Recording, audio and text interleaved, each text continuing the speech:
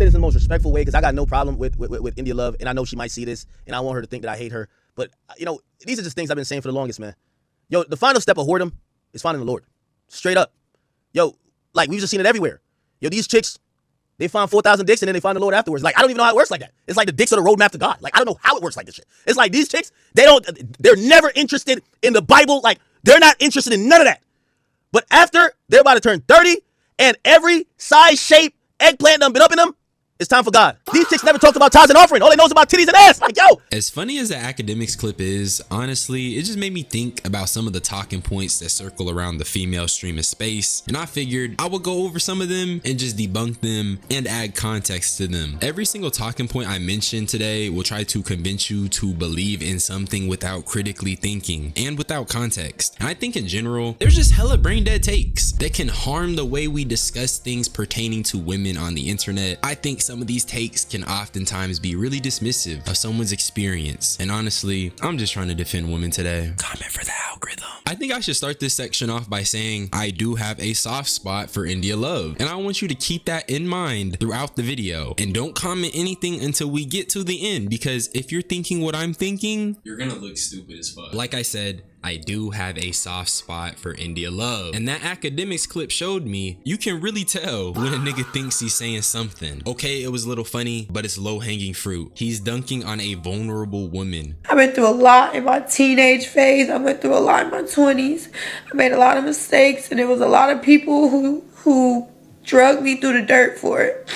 And I believed it for a long time. I wasn't nice to myself because of what others said about me until I knew who I really was and whose I really was, which is yours, Lord. Now nobody can shake how I feel about myself. Nobody can change how I feel about myself. Nobody can change how I view. There's a lot I feel about this clip, and before I go forward, I just want to say, hold your heart open, at least for this video, because that's really the basis of it. It's about having empathy and compassion, and honestly, that's how a nigga should lead with everything. This is not the first time India Love has spoken on her past, and much like before, she touches on how she was a child who was taken advantage of by the industry and put in situations due to being naive. And niggas reduced this moment to a slam dunk. You're a whore and now you're turning to God. All that trauma, all that pain reduced to a Twitter slam dunk by academics, gang. It's such low-hanging fruit, and I really want to dissect it on some Sakuna shit because it's just so many holes in that talking point, but it's been consumed and regurgitated, and it's in this weird cycle that causes people to hold one woman's past against her so much they overlook how she's been victimized. They overlook the context of it. But first things first, because you know I had to throw y'all niggas a bone, I did a little bit of research, and the man who allegedly groomed India Love was The Game. While I couldn't find too much, I did find 2 Facebook posts with the same stance. The Game had been with India since she was 17. I know this isn't the best evidence, and I'm not saying it is. What I do know is that this has been sitting and stirring in the ether for a minute now. I've been hearing whispers of it, and The Game was also saying free R. Kelly and free Diddy, but maybe that's too on the nose.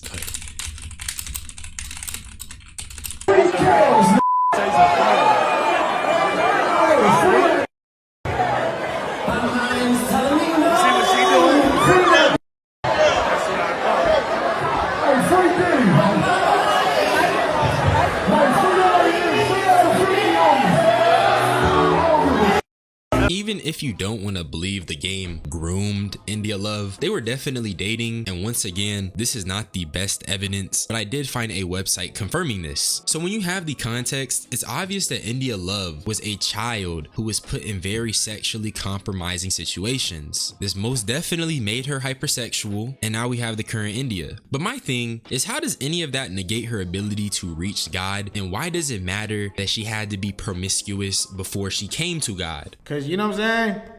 Hey, she do this every week. Didn't she say like on January 3rd she finna turn her nigga? It is February 17th. It is February 17th.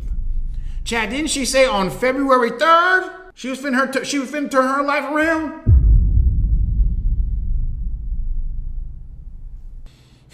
You know what, Chad? I'm really honestly tired of people playing with God. I'm really tired of this. You know, truly tired of it. Truly tired of it. Okay, because it's like you can't just be praying to God, man,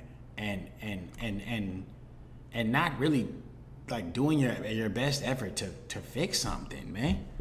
mean, damn. It's like, if you gonna do this and make mistakes, so I'm not saying that we're not.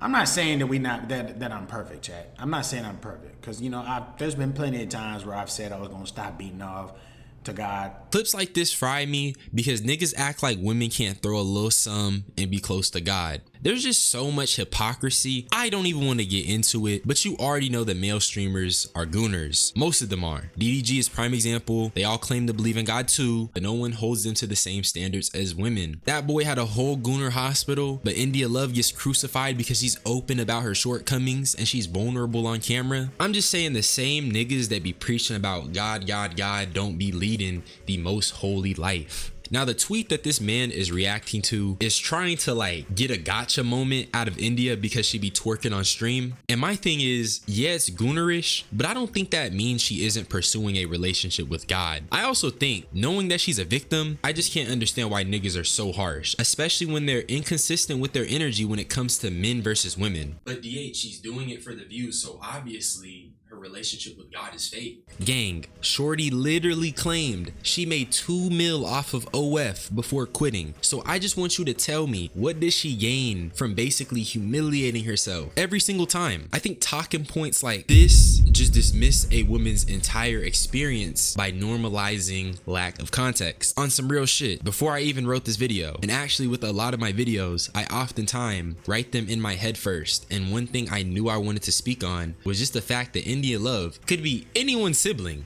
I know niggas got moms and sisters, so just imagine if your sister's self-worth was through the gutters because she kept giving her energy to bad men, and then you see her at her worst. All I'm saying is that you need to have some empathy. Let's get to talking point number 2. The person I want to speak on for this talking point is the community ball.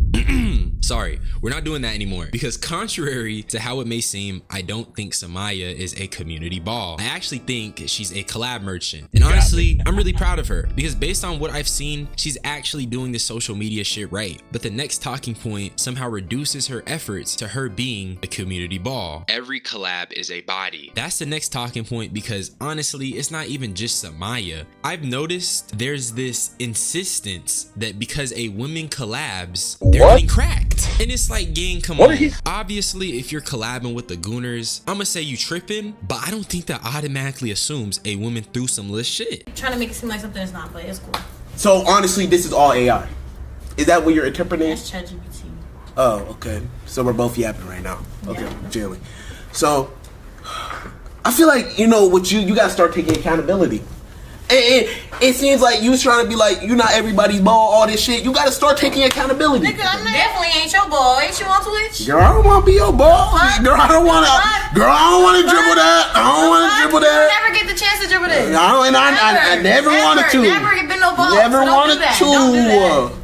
Don't do that. Don't do that. Jim. This is the clip that started it all, and I'ma forever find the humor in it. But god damn, this really was a chain reaction. Y'all remember Plaqueboy Max's ex-girl, Grace Henderson? I made a video, and despite what the title was, I don't think Shorty is actually a community ball. I even pointed out how crazy it was that they made a compilation of Grace and all the dudes she's been on stream with. And this doesn't even take into account the fact that Max is literally a whore, like straight up. This is a little side tangent, but this take in particular disregards the fact a lot of these top male streamers be sluts. Yo, pause, gang. I promise I'm not gay, but that's really what I mean though. If Samaya is giving it up just by being on these streams, imagine what these dudes are doing. And they don't have the pressure of an army of internet dudes frying them for it. When you was doing the Discord calls, why you trying to have bitches talk shit? Like, you the host, control your show, but let bitches say it off their own, off the strength of their own will. You get what I'm saying? When she like community ball, you should not be like, yeah, like, she not lying though. She not, what the fuck is you doing that for? Basically, anytime Samaya says anything, she gets called the community ball. And obviously, she don't mess with it. But that really just stems from the fact that people think women just be throwing it for everything. And there are women that do that, but assuming a woman does that just because she's collabing with a man is misogynistic, bro. Here's the thing. Samaya is honestly just trying to come up. The reason she does these collabs is because Shorty is a hustler. But people aren't gonna see that hustle because they're automatically going to dismiss it as her just being an and one ball or something. Only thing I'd really critique her on nowadays is the fact that she be in petty beef with girls and she be in petty rapper beef. And that stuff is just low vibrational. Your nigga got taste. Your nigga got taste. Your nigga got taste.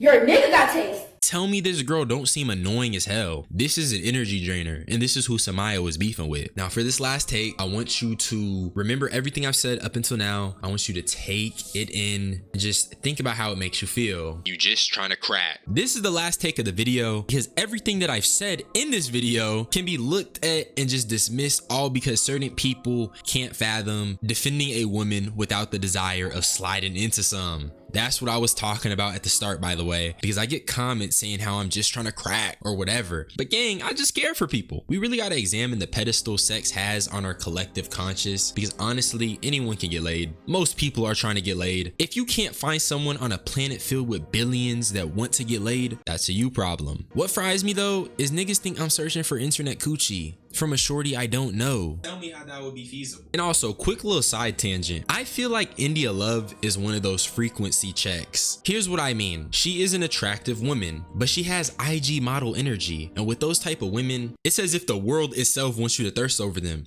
And personally, I'm good. No offense to India though. But on some real stuff, I wanted to end on this take because it's really just lame. And I mean that with disappointed energy. Thinking someone only extends compassion to their fellow person because they're trying to get a nut off is low-key evil, bruh. And not to mention, people got sisters, they got moms. It's just about empathizing with their experience for real. That's why I hate these takes, because they condition you to not empathize. They condition you to judge without context. And that's not what I'm on. That's really all I had to say. Subscribe for more unsolicited opinions. I love you all. Y'all niggas be blessed. I'm gonna get up out of here. Bye-bye. Say my pain away.